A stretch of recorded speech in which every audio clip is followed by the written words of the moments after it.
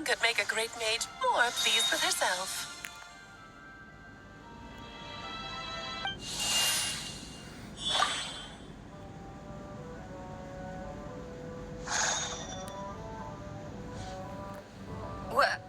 What is going on? I've heard that all the big shots in Teyvat have long, wordy titles that stun people speechless when they make their entrance. Unfortunately, none of them are affiliated with the Hexenzirkel, and we ourselves keep a very low profile. The notorious name-dropping doesn't quite work for us. Still, I, for one, think I'm really quite amazing. So that didn't stop me from coming up with a title anyway. Alice! It's really you this time? Not a lantern or a dodo but Alice in the flesh? Oh, that's right. So, what do you think? How does it feel to finally meet me?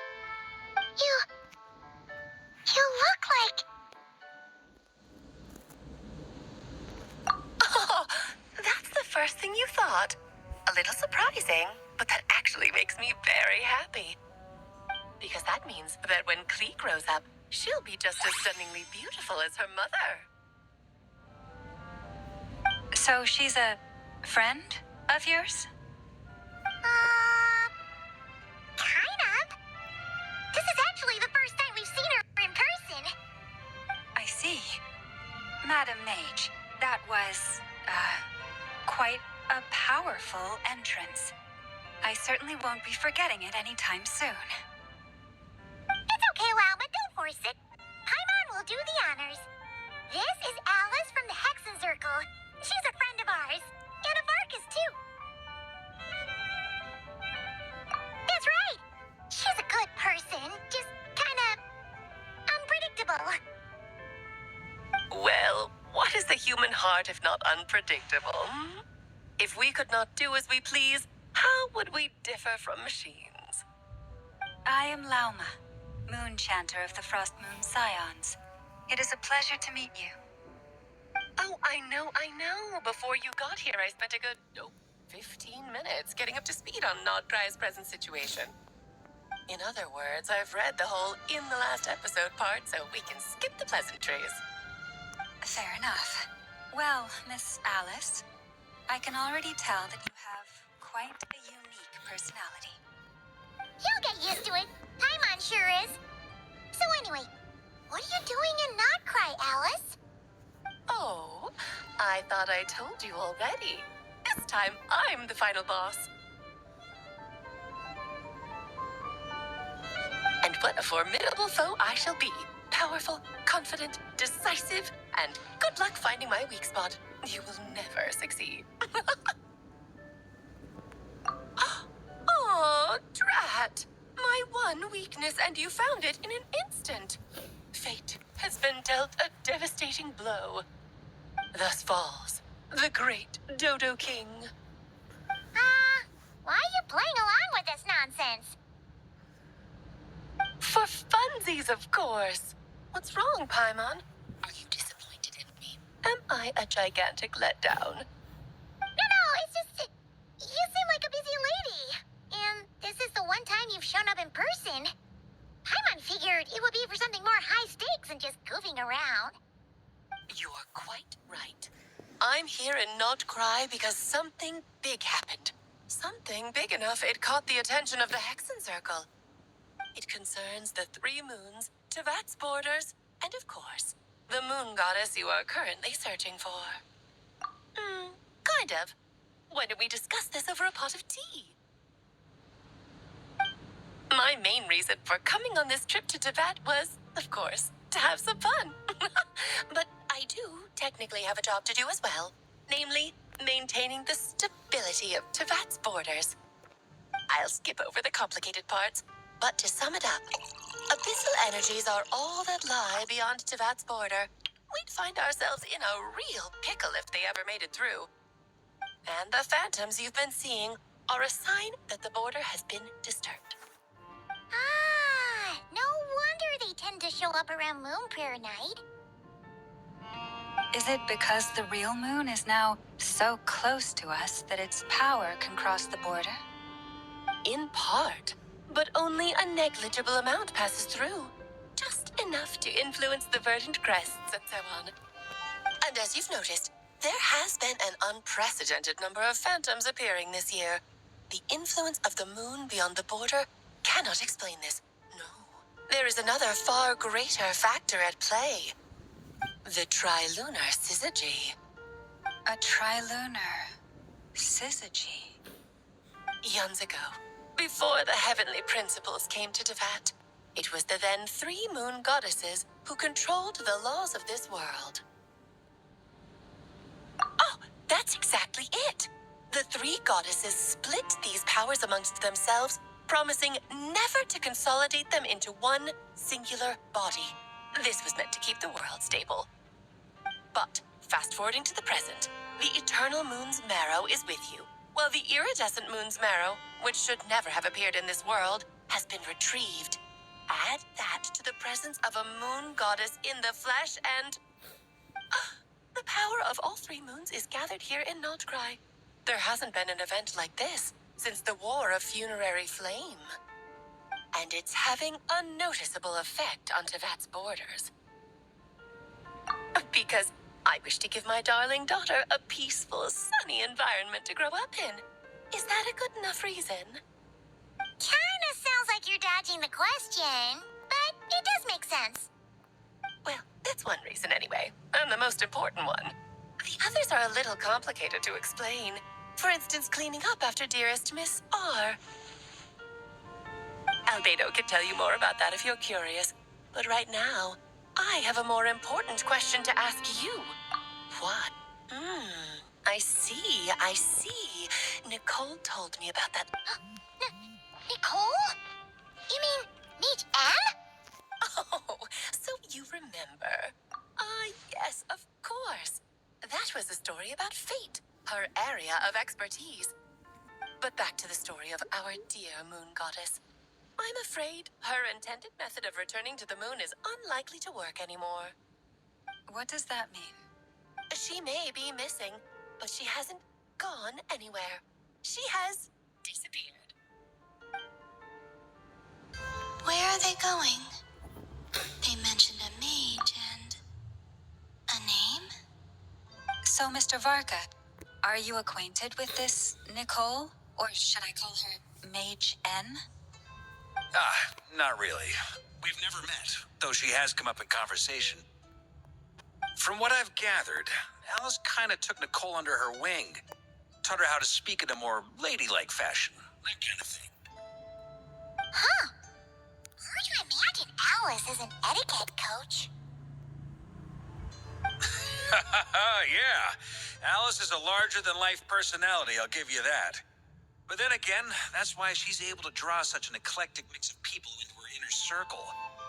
If I remember correctly, being an interesting person is actually one of her main entry requirements.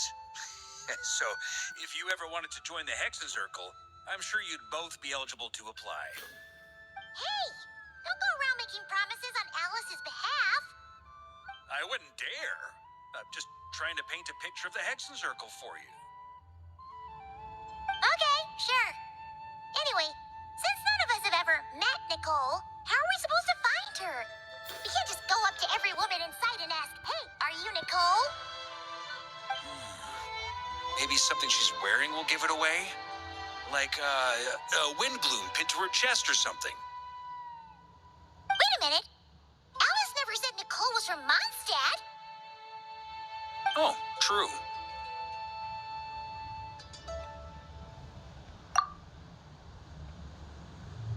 That would be this young lady, then?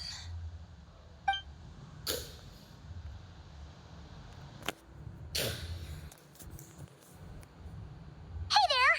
Sorry to disturb you, but are you Miss Nicole? Varka, Knight of Boreas of the Knights of Favonius. Alice might have mentioned me before. If we got the wrong person? Sorry. Oh, this is awkward. When I shook my head, I meant, no, Alice hasn't mentioned you before. Huh? Where is this voice coming from? My apologies. For certain reasons, I am unable to speak. This is the only way I can communicate with you. It might take some getting used to, but I hope you can understand. Hey, it's fine. I'm more shocked by the fact that Alice never speaks about me. As for you two, we have crossed paths twice before, but it is nonetheless a pleasure to finally meet you. Oh, it's really you! Thanks for all your guidance in the past. You're quite welcome. This time, things are different. We have reached the unwritten pages of the story. You might say that we stand at the crossroads of fate. Now then, allow me to formally introduce myself. My name is...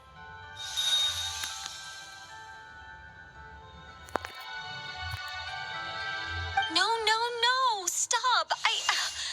Alice! I can't believe it! I had a whole speech prepared. I'd agonized over every single word. She always picks the worst moments to ruin other people's plans. I'm so sorry about that. Alice took the liberty of devising some bespoke self-introduction magic for each member of the Hexenzirkel. But I could have sworn I deleted all of the triggering conditions for it. How did it bypass everything? Oh gosh, this is so embarrassing. This is a very different side of Nicole than what we're used to. Is she not used to face-to-face interactions? Don't worry about it. We've seen that introduction magic once already, so it wasn't too much of a shock. Please go on, Miss Nicole. We'd love to hear what you have to say, or... Welcome. Huh? Are they talking to this lady? But... will you all promise to forget that horrendously embarrassing introduction? Sorry? Embarrassing? When? Yes. My name is Nicole, and I am one of a very few angels who have retained both their preferred form and their power. The Traveler and Paimon should be no strangers to this concept. There is another of our kind in Natlan. They call... All right! Paimon remembers her. Yes. Well, I have retained more of my power than she. It's because I don't have a long-term duty to fulfill. To be... no. We'll be here all day if I get into the specifics. Moving on. If I'm not mistaken, you are here because you wish to learn how one might reach the moon beyond the sky. That's right. Is that something you can give us any guidance on? Yes, I do know a way. It began with the Hyperboreans, who lived after the War of Funerary Flame. Blank looks. Maybe I should start with the background of the war. Or maybe not. It shouldn't be an issue. I'll fill in the gaps for you when we have more time. Anyway, after that war ended, the three moons retreated to beyond the false sky. The Hyperboreans were humans I once aided. They accepted the civilization and creations bestowed upon them by the angels. But despite accepting many blessings of the angels, many among them still held on to their faith in the moons. They were reluctant to accept the new order. Even after the War of Funerary Flame, they sought to contact the moon goddesses beyond the sky and receive their guidance. But all three had passed away by that point. This mage has a unique method of communicating. Is she talking about the moons? Yes, but they did not know. And so, still they prayed for the moon goddess's mercy. After building titanic structures that consumed vast amounts of Kuvaki, at last they glimpsed the moons and heard their voices. But of course, they were gravely disappointed. For it was then that they realized The 3 moon goddesses were dead. Oh, that's such a sad story. It is. Humanity was in a very sorry state at that time. The angels who had once aided them were gone, and the war of funerary flames had left them homeless and destitute. Just a second, I gotta ask. How relevant is all this history to the task at hand? Well, I mean, it's... Okay, it seems we've drifted into irrelevant narrative waters. It's been a while since I've had the chance to speak inside someone's head. As soon as I got started, I lost control, and the words just flowed out like a waterfall. What I'm trying to say is... Right, yes, that's it. The relevant part is the ritual created by the Hyperboreans. The fact that they bypassed the false sky and saw the true moons implies that they successfully built a connection between Tivat and the outside world. Which means, with enough Kuvaki and a sufficiently stable connection, it should be feasible to send one person over the border. Okay, so they built some kind of portal? Oh, yes. A portal. Yes. Is something wrong? You sound disappointed. I just didn't expect you to summarize it so well. It turns out I could have said all that in one word, if only I'd managed to think of it. No, please, it's fine. This is invaluable knowledge. I'll be sure to record and preserve everything in writing. Oh, really? Well, in that case, I suppose I could backtrack and add some more detail. I did gloss over a few things so far. Whoa, time out. Let's summarize what we've got first. The Hyperboreans were the last ones to use this method, right? So we somehow need to find whatever structure they built and make sure there's enough Kuvaki to power it up. Luckily, we have the moon marrow of both the eternal and iridescent moons, so we're all good for Kuvaki. Which means the key issue we need to focus on is finding the place. Am I right so far? Yes. Although, I expect the structure is long gone by now. That said, what if we could take advantage of the phantoms to travel back to a time when it still existed? Well, travel back isn't quite accurate. It's more like we'd be creating a handshake between 2 points in space-time. We wouldn't even have to pick a time when it still existed. It could just be a time when it still appeared in phantom form via projection, or we could project our own phantoms, fold them together, and... You look lost.